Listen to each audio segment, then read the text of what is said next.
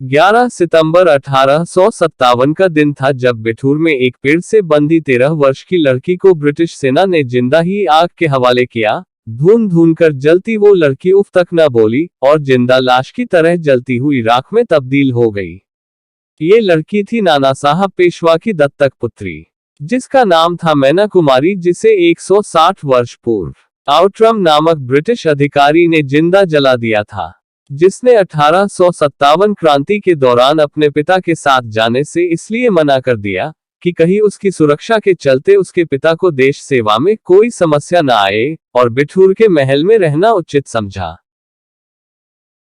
नाना साहब पर ब्रिटिश सरकार इनाम घोषित कर चुकी थी, और जैसे ही उन्हें पता चला नाना साहब महल से बाहर है, ब्रिटिश सरकार ने महल घेर लिया, जहां उन्हें कुछ सैनिकों के साथ बस मैना कुमारी ही मिली।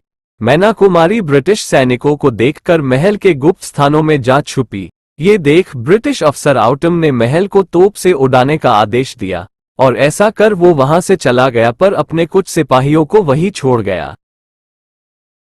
रात को मैना को जब लगा कि सब लोग जा चुके हैं और वो बाहर निकली, तो 2 सिपाहियों ने उसे पकड़ लिया और फिर आउटम के सामने पेश किया। आउटम ने पहले मैना को एक पेड़ से बांधा, फिर मैना से नाना साहब के बारे में और क्रांति की गुप्त जानकारी जाननी चाहिए, पर उसने मुंह नहीं खोला।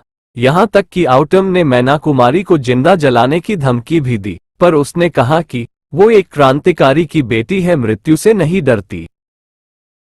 ये देख आउटम तिलमिला गया और उसने मैना कुमारी को जिंदा जलाने का आदेश दे दिया।